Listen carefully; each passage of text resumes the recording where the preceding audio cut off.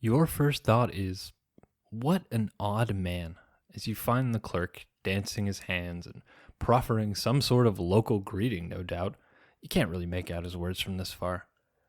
Then, on your next step, there's just a tingle of magic in the air. You can feel it stirring, raising the hair on the back of your neck, almost like it's not even there. A few paces in front of you, your eyes catch the slightest glimpse of the cleric flexing his hand on the grip of his shield nervously. Maybe it's not magical. It's so light, but tensions are higher than normal, it seems. Even Master Dragonborn moves his hand casually to the rest on the hilt of his scimitar. "Welcome, friends," the clerk calls out from behind the counter of this odd trinket shop. It's just a shop, after all. "What, perchance, can I help you with today? Such a singular group of adventurers must be looking for something very particular, yes?" The words just seemed to hang in the air for a moment too long before the samurai spoke. "We seek a particular gem. Knowledge of it was said to be in the possession of a man who was not all he appeared to be. A man who owns a trinket shop, a Rashimi man, called a Jandar by his peers, but his true name is..." And the Dragonborn stands to his full height and tightens the grip on his hilt. "Kahara." The clerk leapt back about a pace and let out a moan that morphed with the changing of the shape of his body into a guttural roar. The cleric stepped forward and raised his shield as the shopkeeper warped and transformed until he was covered head to toe in orange and white striped fur, like a were-tiger. You've heard tell of these people.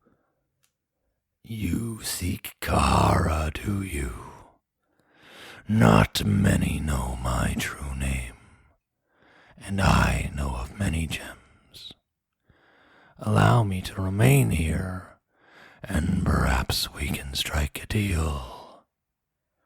The tiger spoke as he raised his hands defensively.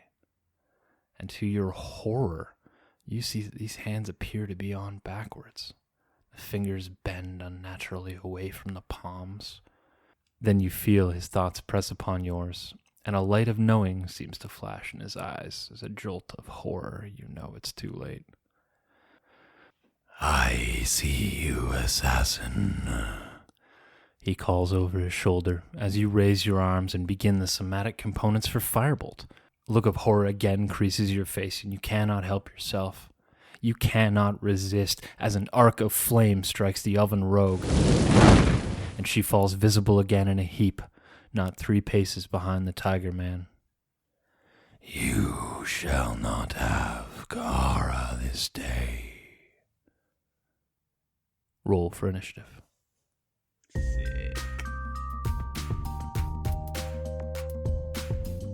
Hey there, creatures, and welcome to Encounter This, a podcast exploration of the creatures from Dungeons & Dragons and the lore that surrounds them. Good day, creatures, and welcome to another episode of Encounter This.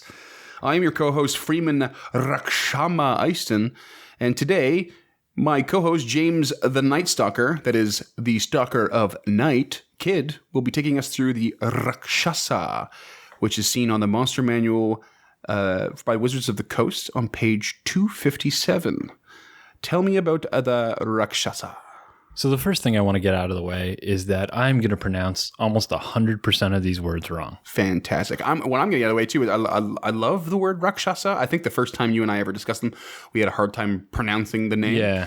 And it reminds me, a friend of mine in Australia could not say cachaça, which is a Brazilian spirit. And she would always say cachaça. And I was like, cachaça. And yeah, it's I love it. So there is a Totally reason that I unrelated. have a hard time with Rakshasa, and it's because there is something called a Rakshasa, a Rakshasa. Oh, is there? I don't remember what it's from, but it is from another role-playing game. I don't know. Your memory of that predates your Rakshasa experience. It does, yeah. And I don't know if I threw it in my notes, but we'll see if we come into that. All right. But Give it to me. What do you got? all right, kill me once, shame on you. Kill me twice, shame on me. This is the maxim of the Rakshasa in 5e. What's a maxim? Maxim is like a credo, Oh, yeah. a motto, like words mantra. to live by. Yeah. Yeah, mantra's more like something you want to be. Okay. So like a personal code. or Yeah, something? exactly. Yeah. Something to motivate yourself. Yes. Well, no, that's the mantra.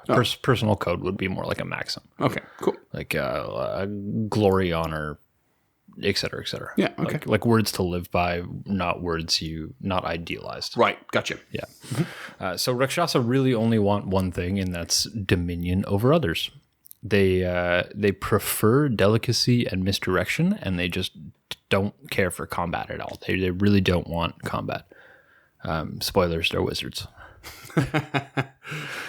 Few have ever seen its true form, as it can take on any form that they want. They prefer something powerful or influential, such as a noble, a cardinal. Is it pronounced like the bird? Cardinal, yeah. Cardinal? Yeah, like a bird, yeah. A noble, a cardinal, or a merchant. Or a blue jay, if you want. Yeah. Yeah. Its true form is an anthropomorphic tiger, but its hands are backwards, so its palms face outward, and it's fucking weird. Everyone's got to go Google Rakshasa Specifically go look at the D&D pictures. one. Yeah. It is... They're weird. It really hurts my brain every time I look at the hands. It's really hard to wrap It's your head awesome, around. but it's weird. They are fiends, and they originate in the 9 hells, so they're actually devils. The origin in 5th edition is powerful devils tried to create a ritual so that they could free their essence to escape from their fiendish bodies and leave the lower planes. Oh, okay. So when that happened, the Rakshasas were born. Oh, all right. So they enter the mortal plane to satiate their hunger for human flesh and evil machinations because they love scheming. They just want to fucking ruin people. They choose its prey with a lot of care, and they take exhausted efforts to keep their plans secret.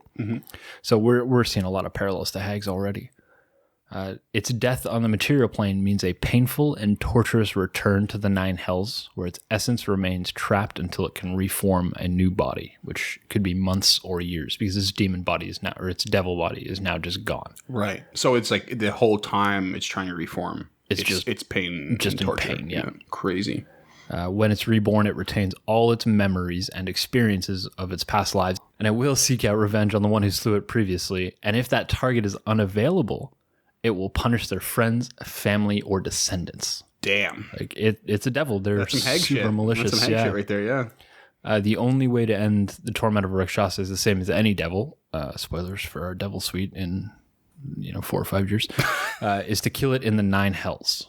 So that's the only way you can end Rakshasa. So that's where the maxim comes from. So you have to go to the lower plane Yeah, to destroy it. So damn. That's where the maxim comes from. Is kill me once, shame on you, because it's going to be a torturous rebirth. So it's kind of like instead of something to motivate you, it's something to keep you in check. Yeah. Yeah. Cool. So they're great. I love these creatures. I took such a deep dive into the mythology that my brain started, it felt like it was going to start bleeding. Like I had to get up and walk away so many times during this research because I just had to take in so much information from the cultural lore. They're so prevalent. Cool. But Prevalent? Prevalent? I don't think it matters. Okay. I'm going to say prevalent. Just tag on the list of things we don't know how to say. I'm confident in prevalent. I think it's prevalent. Yeah, that's fine. Anyway, they also date back all the way to 1st edition, like some of the other ones we've touched on. I'm not going to go too deep into the previous editions because they haven't changed a whole lot. There are a bunch of sub races, specifically the Nazaroon, which are a black furred edition from 3rd and 4th. They have less magic, but they're very strong fighters. They make really good assassins. The Naitya. They use supernatural combat styles based on their forms. So one of the things about Rakshasas in previous editions is that they don't have to be tigers. Okay. That really only solidified in, it seems like 4th edition. So even in Pathfinder, you can get like crocodile Rakshasa, you can get hippo Rakshasa, like that kind of stuff. And they're all anthropomorphic? They're all mostly anthropomorphic. They're human bodies with the animal heads. Right. Gotcha. Akshazar, which are white tigers, and they're skinnier, and they specialize in necromancy. So they prefer to raise armies of the dead to do their bidding for them. They appeared in 3rd edition, and I believe they also appeared in Pathfinder. And tieflings. Tieflings with cat eyes are descendants of Rakshasas. So there is a subgroup of tieflings I think they're in 3rd and 4th edition specifically, that have cat eyes that are Rakshasa descendants. Cool. Which I thought was really neat. As in, like, the Rakshasa mated? Yeah, they're one of the sires. Yeah, Crazy. Probably while they were in their human body, pulling a Zeus. Sure, yeah. The old slippery Zeus. Yeah, the old slippery Zeus. And they're worshippers of a deity called Ravana, which is a 10-headed lesser deity. This comes from the Monster Ecology series, The Ecology of a Rakshasa, which is now actually owned by Paizo, but it was originally published in Dragon Magazine. Oh, okay. Yeah, so that's what I bought. We have a copy of that coming. It's a compendium of all the monster ecologies that were published in Dragon Magazine. So That's awesome. yeah, it's gonna be real good. And they were actually a playable race in 3.5. So Rakshasa, you could actually be a Rakshasa. No way. There is a bunch of homebrew to make. Maybe spoiler, but do you know what? Do they have to have a certain alignment? 3.5 is a playable race? No, okay, so I can't say for certain that they didn't have a specific alignment, but if it's based on the culture as deeply as I think it is, the answer is no. Yeah. Okay. Sure. So we'll just dig right into the cultural lore now. So they come from Hindu mythology and have been incorporated into all kinds of beliefs, such as Buddhism and Jainism, which will be the other two main ones that we touch upon. A female Rakshasa is known as a Rakshasi or a Rakshisha. A Rakshisha refers to them in human form. They are also called man-eaters or Ashura, and the name comes from Sanskrit. Gotcha. Ashura, I believe, is a race of celestial-esque beings that aren't really celestials. They have a tie to something other than the mortal plane, and I think that's where Ashura come from, or Azura. But man, okay. Here we go. Oh, I can see the words. Oh god, there's so much red spell correct in here. So we're going to touch on a few things from Hinduism, and we're just going to do a little overarching lore first, and then we'll dig a little bit deeper into it where my eyes started to bleed. But it's super interesting. I really love this, and I'm really interested in continuing this research, even not for the show, but anything we do that's been Hindu inspired. I'm really interested in This now. is our first one, isn't it? This is our first one from mythology. Yeah, it is. So they are first defined in the Vedas, which is a large body of religious text compiled by Vyasa. I don't know how to say that. So I'm going to go with Vyasa, also called the Vedavasa. He compiled these books into 4 collections: the Rig Veda, Yajur Veda, Samaveda, and Atharvaveda. Atharvaveda? Atharvaveda? God damn. Yeah, so there's going to be a lot of that in the show. Just strap in, listeners. It's not going to be good. And Vyasa means the compiler. So he's named after compiling this book because they don't actually know. I don't know who did it. It gets real messy. So they're traced to hymn 87th of the 10th mandala. A mandala is like a book or of a Rig Veda, which is the first Veda, in which they were created from the breath of Brahma while he was asleep at the end of the Sata Yuga cycle. As soon as they were created, they were so filled with bloodlust that they began to eat Brahma when he shouted Rakshama, which is Sanskrit for protect me. And Vishnu came to his aid and banished all the Rakshasa to earth, Brahma's cry, protect me, being their namesake.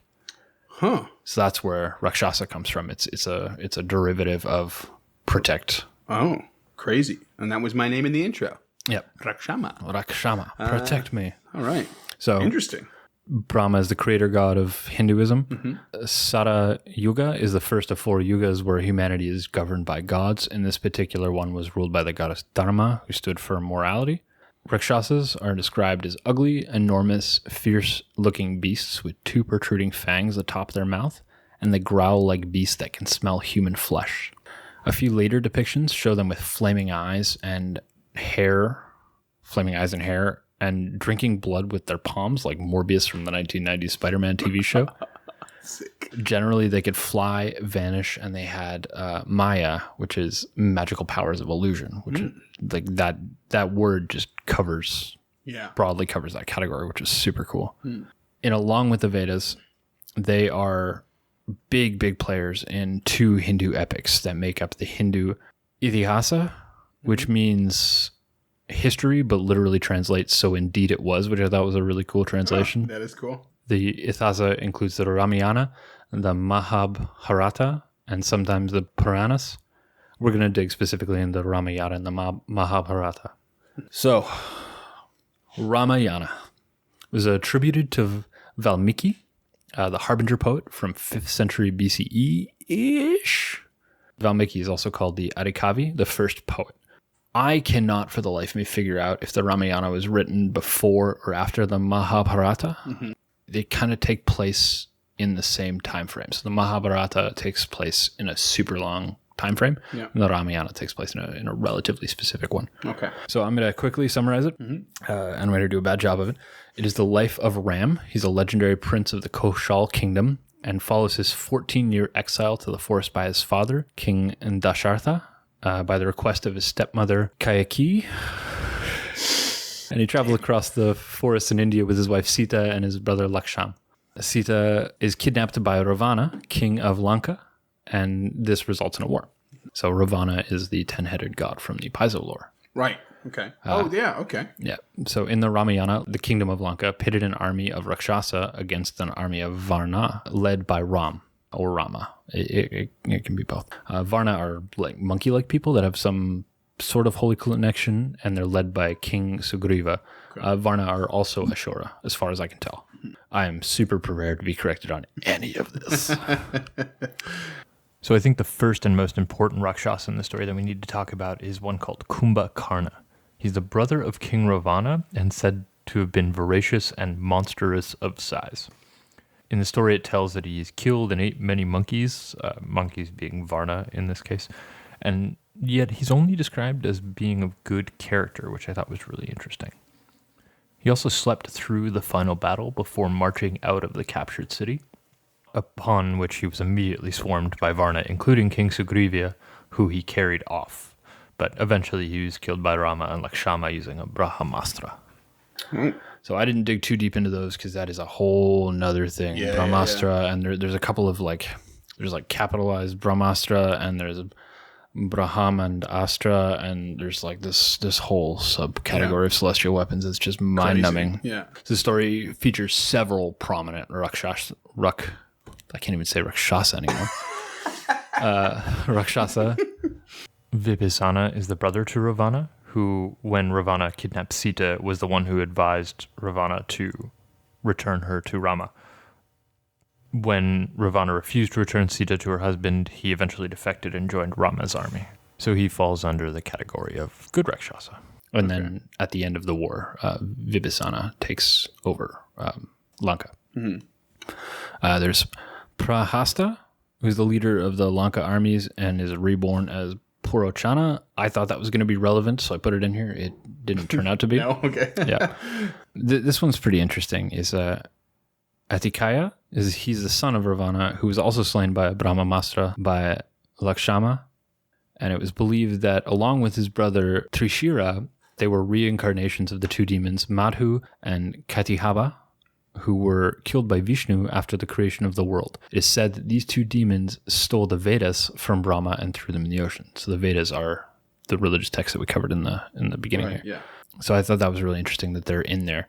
Kab and Ha is a celestial musician who was cursed by the goddess Indra, who's a guardian deity, was eventually freed by Ram. He is the one who eventually advises Ram to find an ally with King Sugriva of the Varna. And Indrajit, who's one of the greatest warriors of all the Hindu texts. And he actually uses a Brahman Astra, which is like a celestial adjacent weapon, and he killed 670 million Varnas in a single day, which is nearly half the race. What the hell? Yeah. So there are plenty more in this story, but those are the big ones that stood out to me. These are insane creatures, and they're never really, in my research, spoken of as to be grotesque. Right. That is about all we're going to do for the Ramayana. today. Maybe we'll touch on it again later. I do want to apologize to our listeners. It's going to sound like I'm reading off a script, and that's because I am. This material is super unfamiliar to me, so it's going to be a little stagnant, and I am going to stumble, and I'm not going to be able to cut a lot of this stuff out. But I really am doing my best, and I really do find this fascinating. It is cool. It is very cool. Yeah. So next we're going to roll into the Mahabharata, which is the other major Sanskrit epic, which I think I'm also pronouncing wrong. Sanskrit? No, Sanskrit's right. I don't think it is. I'm pretty sure it is. Is it not? I don't think it is. I mean, that's how white people say it. Yeah, no, I understand that's how we say it, but I don't think that's the right way to say it. Okay. Stuff You Should Know did a thing on it. Oh, really? Yeah. Yeah. Sure. Anyway, it narrates the struggle between two groups of cousins. Damn. No, Kurukshetra. I can't do it. So this was also written by Vyasa, the compiler, who is a character in this. Probably compiled it between 3rd century BCE, no later than 400 BCE, and it takes place between the 9th and 8th century BCE, and it is known as the longest poem ever written, consisting over 200,000 verse lines. So to put that in context, it's about 10 times the size of the Iliad and the Odyssey combined, and 4 times the size of the Ramayana. It is sometimes called the 5th Veda, and a lot of scholars put this book, the Mahabharata, on the same level of importance to world civilization as the Bible and the Quran. Crazy. Yeah, so I cannot believe that I've made it 30 years without hearing about this, and this shit is awesome. Okay. So I'm actually going to buy this and end up reading this. Bring it on. It's great. So the story is the struggle for the throne of Hastinapura, which is a kingdom ruled by the Kuru clan, which is actually a real clan from the Iron Ages. And the struggle is between the Kurava and the Pandava. The Kurava are descendants of King Kuru, specifically King... I'm shaking my head right now. Wow. Dristarashtra. That was close. Which is an older line, and the Pandava are descendants of King Kuru by his younger brother Pandu.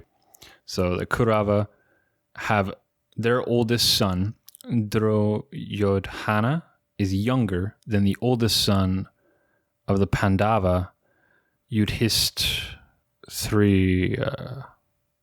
I'm only going to say those names that one time. We're going to call it there. And so they both claim to be first in line. So the oldest son of the Pandavas is older than the oldest son of the Kauravas, but the Kauravas is closer to King Kura in lineage, in line, because the Kaurava are King Kura's first son, and the Pandava are King Kura's second son. So there's this real thing that happens there. So they both claim to inherit the throne of Kura. Whew. Damn. That was a lot, listeners. Take a breath. Holy shit. Okay. So the struggle concludes in the great battle of Kurukshetra, in which the Pandavas are victorious. Spoilers. And the epic actually ends with the death of Krishna, who is the god of love and compassion and tenderness. This also means the end of his dynasty and the ascent of the Pandava brothers to heaven and the beginnings of the Hindu age Kali Yaga, which is the 4th and final age of humankind, where people are heading towards the end of morality and virtue. Spoilers, that's this age. The Kali Yaga is said to have started at midnight on the 18th of February, 3102 BCE, or 5121 years ago. Uh-huh. Yeah. At midnight. Midnight. Yeah. How precise. That's when the battle ended. That's when Krishna died. Wasn't 1201. Nope. Okay. Yep. So the main hero of this book is called Bhima, and he's the nemesis of a whole shit ton of forest-dwelling Rakshasa who eat human travelers. Yeah, so I've got a weird point form list here, but we're just going to do this in the order that makes the most sense. And the first one is Hidimba. Hidimba is a cannibal who is described as cruel and sharp with long teeth and prodigious strength. He required a village to send him food all the time. So they would send him food, and Bhima just wasn't having any of that shit anymore. So he went out and he murdered this thing, Hidimba. And Hidimba had a sister, Hidimbi, who fell in love with Bhima and ended up marrying him, who's also a Rakshasa, or a Rakshisa. Right. And then there's Gatotkacha. Sure. Who fought with the Pandavas, who was the son of Bhima and Hidimbi. He's considered loyal and humble and one of the good Rakshasa. He was eventually killed by Karna, who was the best Kauravan fighter, using a Shakti, which is another type of divine weapon. It was also the name of an awesome Jedi. and it could only be used once. There's an actual temple in Manali that honors Gato Chka. I'm so sorry. Oh my god, we're not making fun of this at all. But it's just tough. I feel terrible. It's I'm so white. right. Super cool, but Super cool. Yeah. And the Shakti was also given to him by Indira, which I think we covered a second ago.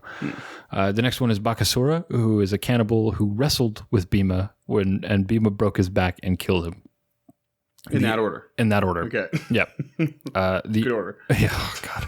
The other local Rakshasa ended up begging for mercy and were granted mercy on the condition that they gave up cannibalism. Okay. So he saved this whole section of Rakshasa who no longer eat people. Yeah. There's Kirmira, who's the brother of Bakasura, who was a master illusionist. He also fought Bhima and was killed with Bhima's bare hands. They didn't even have a wrestling match. Bhima just fucking murdered him. Choked him out. Yeah. And then this one I think is the coolest, but there wasn't a whole lot of information on him. Another one of the reasons I want to try and read the Mahabharata is Jatasura, who actually disguised himself as Brahmin to try and steal the Pandav's weapons. But he was eventually killed by Bhima in a duel, if I understand that correctly. Bhima sounds like he's Mace Windu. Oh, just dude, kicking ass wherever he looks goes. So dope. Like he's got this big flowing mustache and this sweet mullet. Like he looks great in some of the artwork. Like I can't wait. It's super good. Look that up. So we're gonna get out of Hinduism because I already hate myself for butchering all those words. And we're gonna touch on Theravada Buddhist and Mahayana Buddhist lore real fucking quick here. There is a sutta, the Alavaka Sutta of Pali Canon, which has a story in which the Buddha was harassed by a Rakshasa, and the Rakshasa asked him to leave and then to return a bunch of times. So he just kept asking him, go and then come back, go and then come back, go and then come back. And the Buddha just refused to leave. He was like, no fucking way. Not having any of that.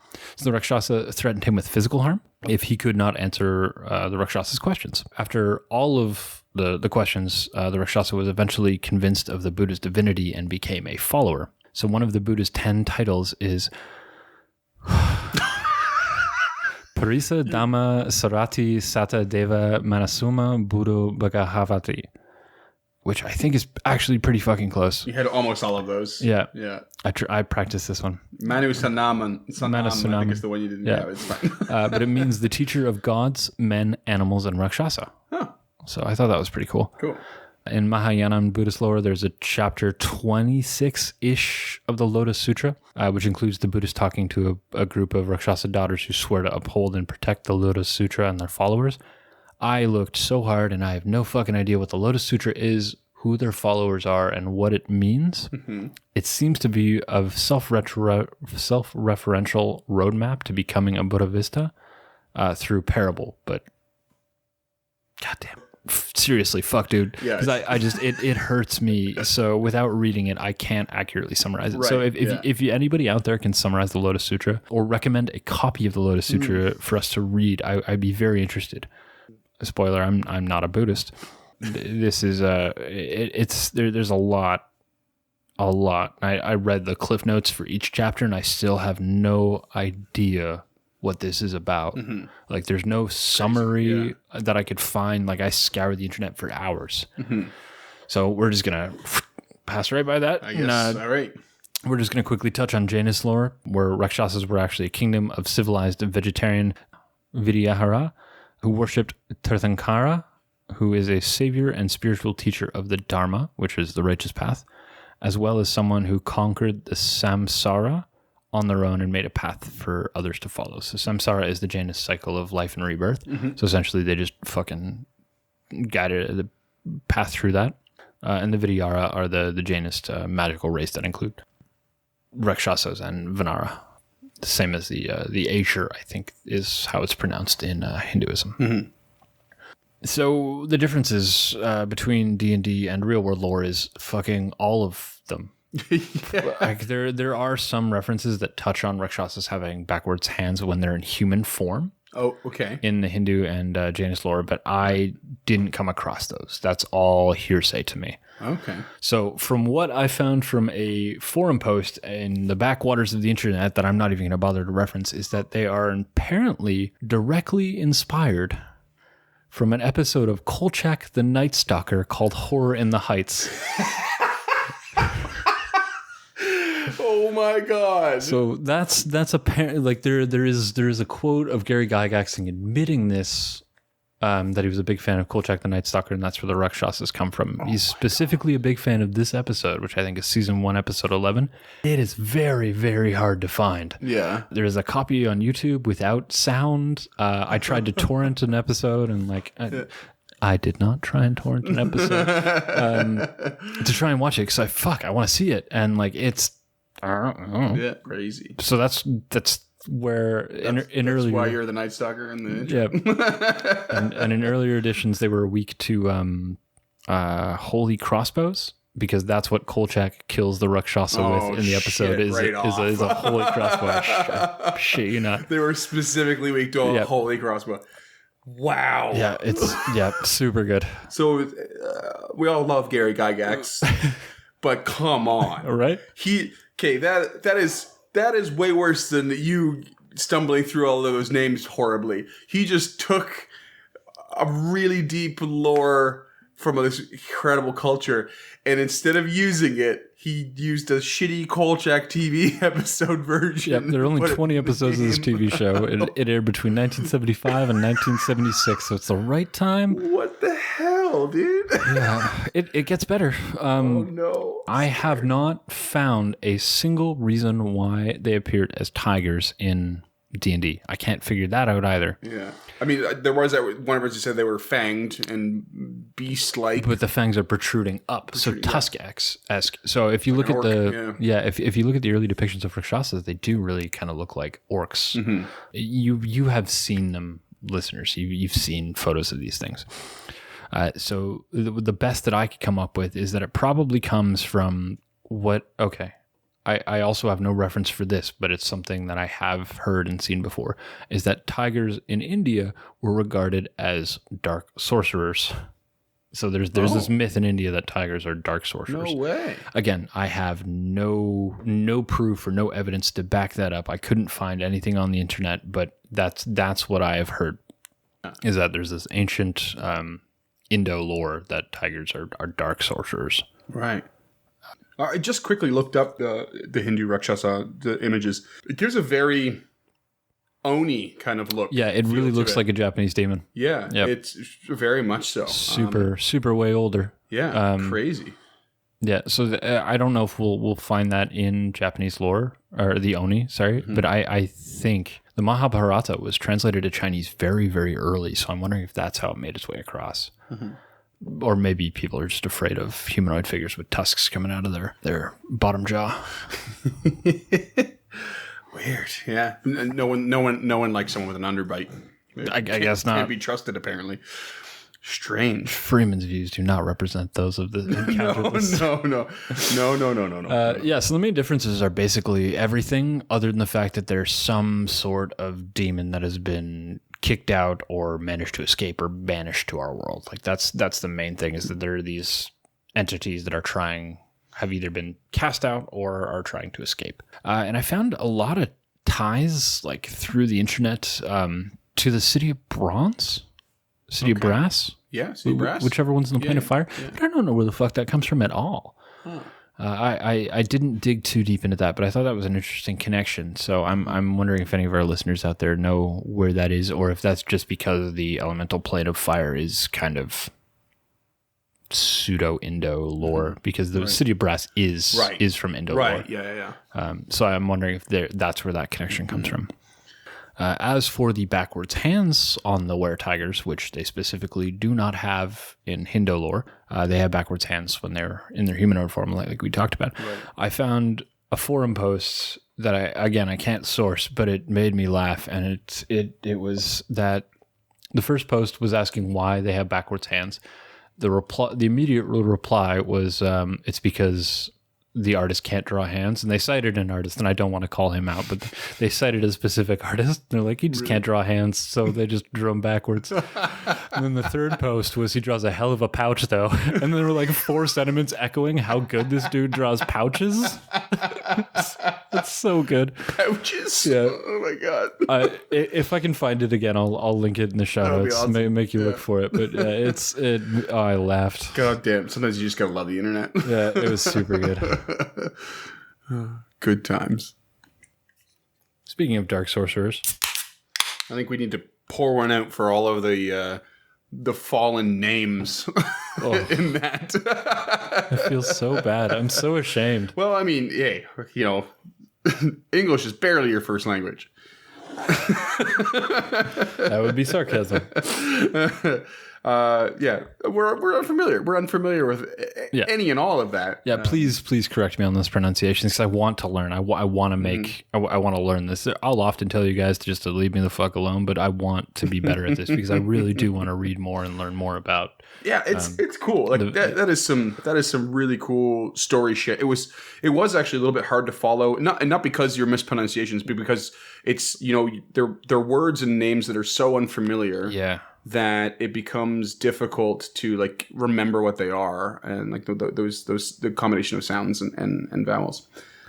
Speaking of not being able to remember, a big thank you to Strange Fellows Blackmail Stout for not sponsoring this episode, but they did just sponsor our Hags Through Wheat, so we can't hate on their delicious and perfect beer too much. We love them and their stout.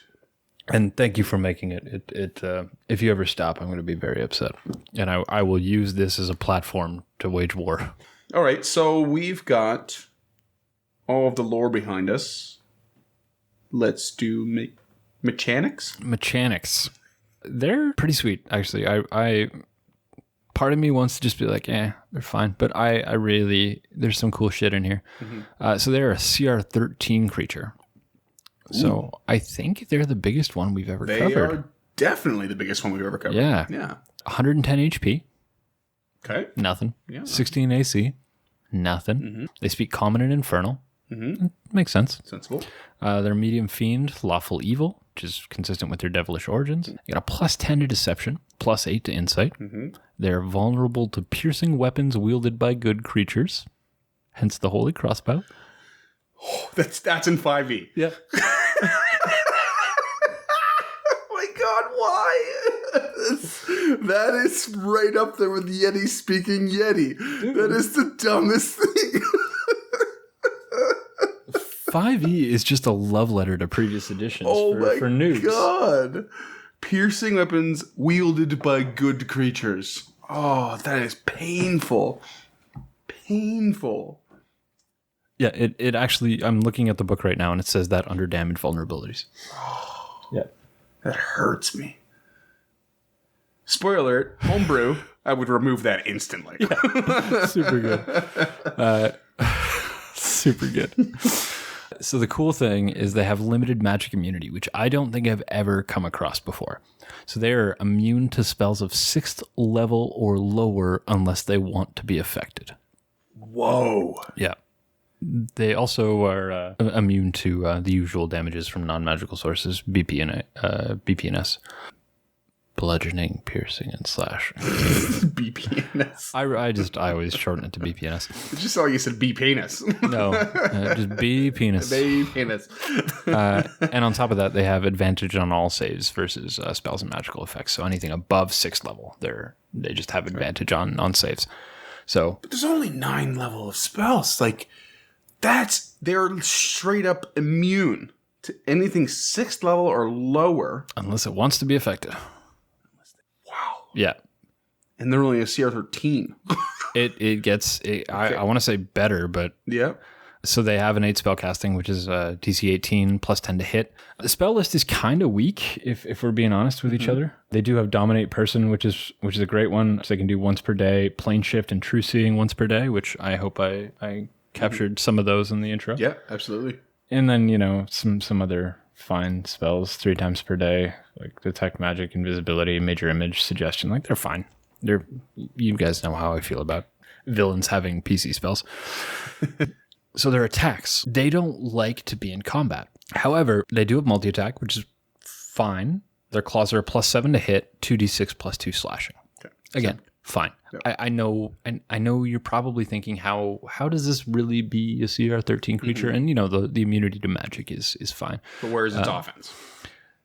If a target is hit by the claws and takes damage from it, they are cursed. No save. The cursed target's thoughts and dreams are filled with horrible images, and they gain no benefit from a short or long rest. The curse lasts until it is lifted by remove curse or similar magic. There's their offense.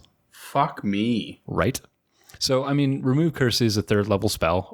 You can get it at 5th level for a cleric or a warlock, or 9th level for a paladin. So it's not too hard to come by, but that's fucking brutal. That on top of the just straight up immune to 6th level or lower, like these things become a beast real quick. What's really cool about that is that there's no save. Yeah. Which means you don't have to tell the PC. And I would not.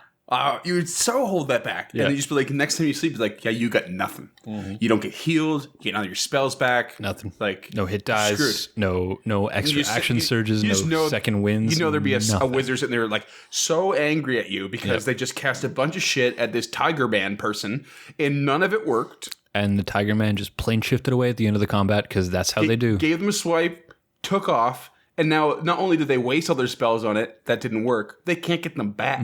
I wouldn't even tell you that it was immune to magic without the proper knowledge check. Right, like, yeah.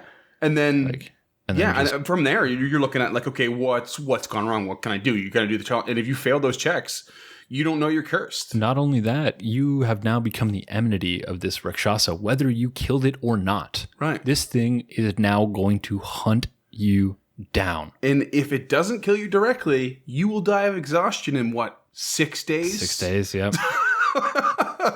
And if you do die of exhaustion and you kill it, it's going to kill your friends and family. Oh my God.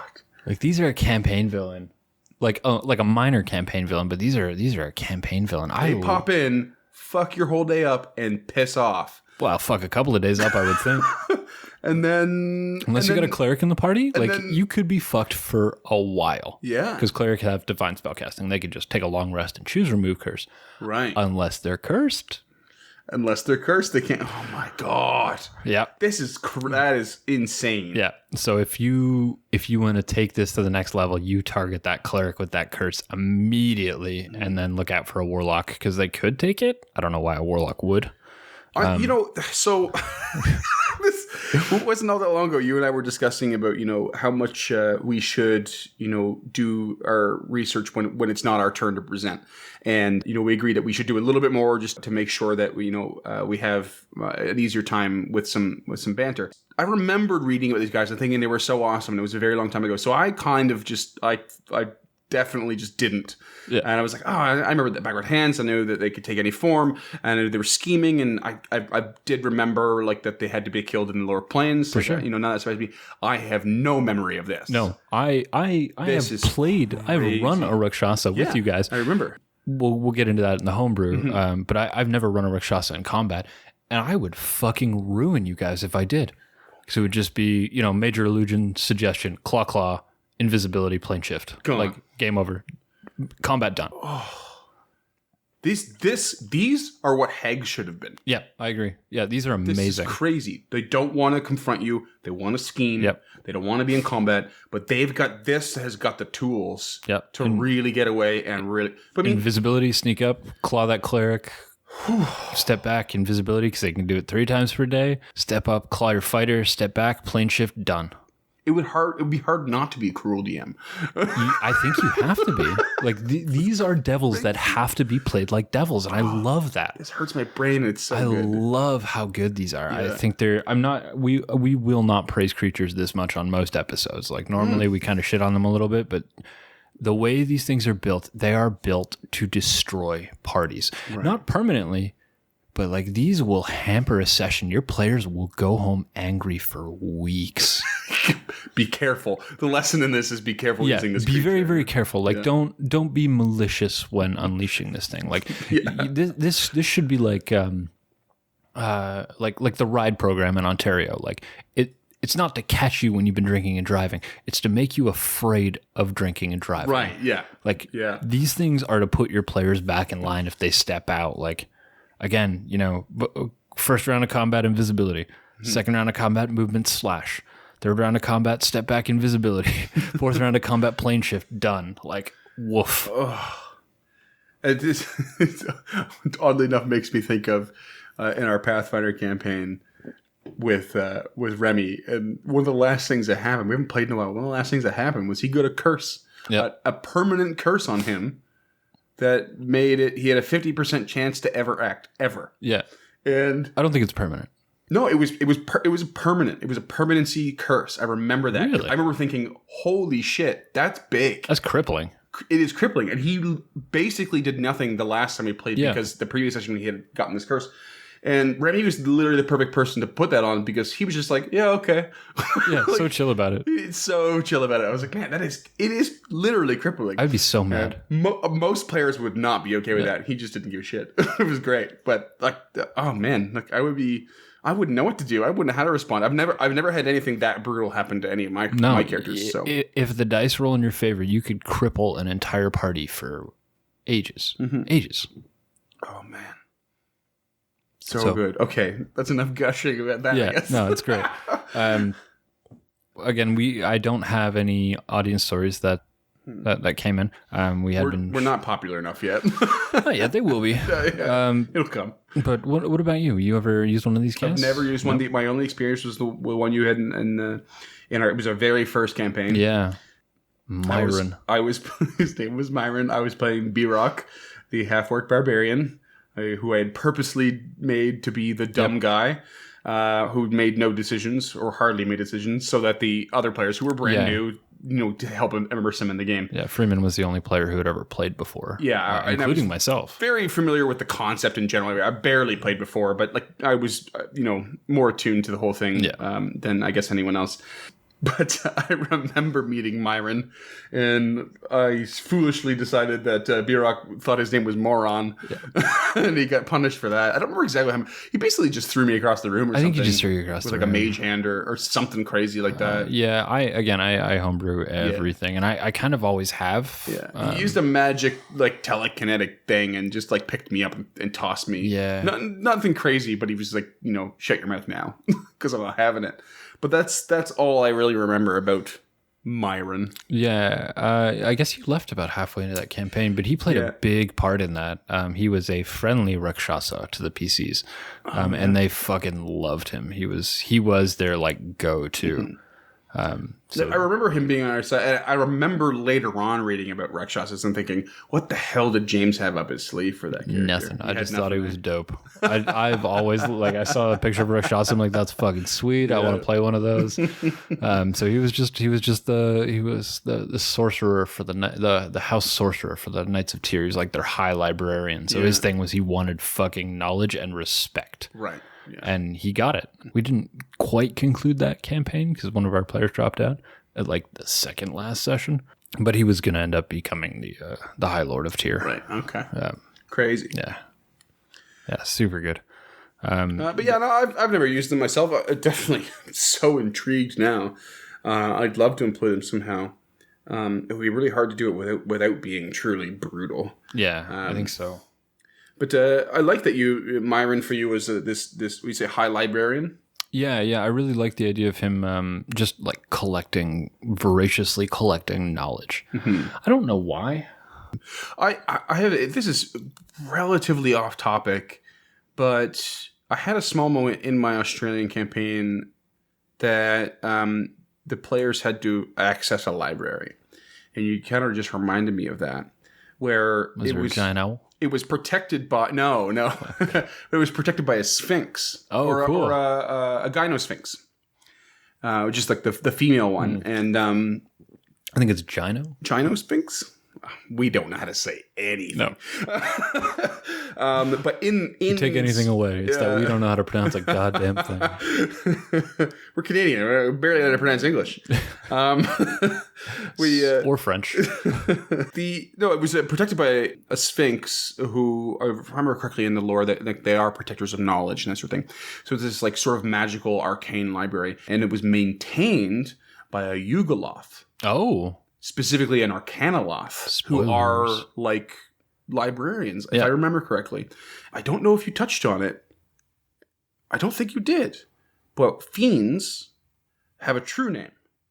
No, I didn't touch on that. I was gonna. You were waiting for it? I wasn't waiting for it, but like it's it's not part of the Rakshasa Rakshasa lore. thing, I okay. did touch on it in the intro. Yeah, it was in the intro. Yeah, so I thought you were going to touch on it. Yeah. But no, So I guess I get not really spoiler, but not. You know, it will come up eventually. But yeah, fiends have a true name, and you gain great power over them if you know it. So the what I had built up was that this also Fae have a true name. Fae do too. Yeah, that's true. That's true. Big plot point of the Harry Dresden books. Yeah. Oh yeah. Yeah. One of the things I had was basically this Arcana Loth was in the service of the Sphinx because the Sphinx had somewhere along the line learned its true name, and so it had to maintain this library. It didn't have a choice. Yeah. So I got to read those Dresden files, man. I do. Yeah, you're not They're wrong. really good. You're not wrong.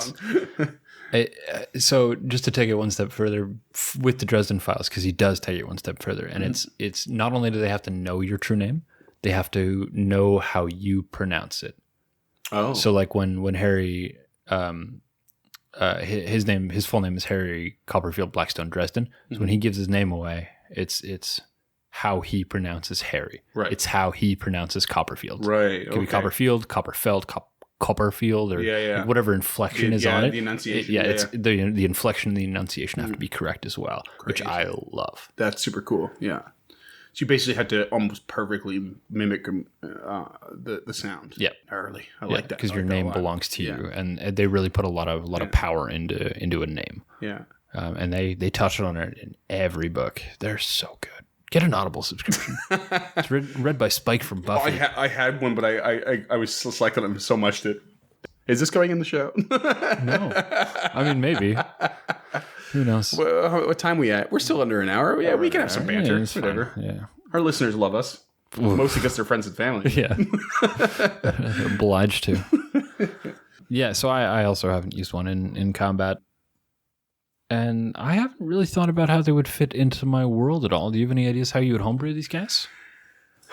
Man, it's admittedly it's been a while since I've really done any more work on my world because I haven't really used it in a while either. But thinking about what I have in mind, it's sort of my world is built on 3 eras. One being like massive magic, potent. Most beings are extremely powerful. Right. And then it goes to very minimal magic, and then it continues into a rise of magic and technology. So it's sort of like a Mystara, then Greyhawk, and then into Eberron sort of idea. Gotcha. And I think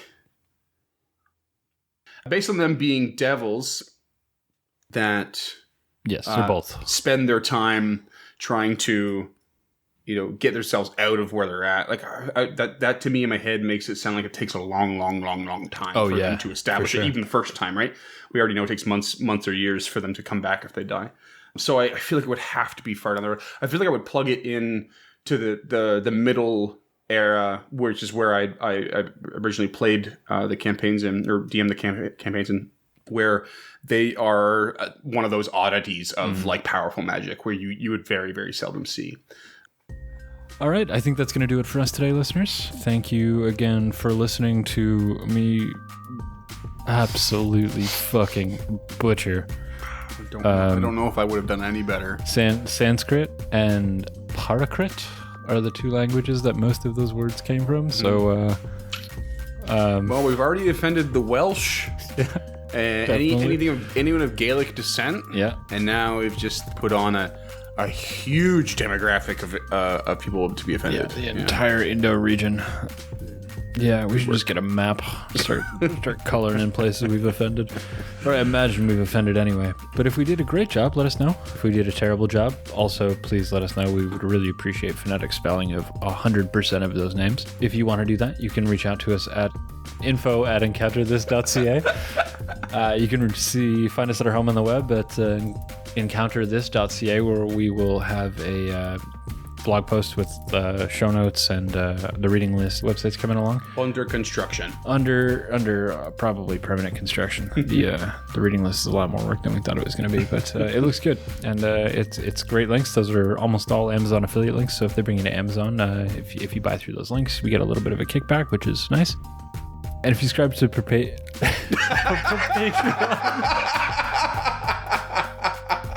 Peter Pepper picked up pickled peppers. Oh my god. Falling apart. Yeah, so you can find us on Patreon at patreon.com/encounterthispod. You can find us on Twitter at EncounterPod, and we have a shiny new Facebook page, so you can find us there as well.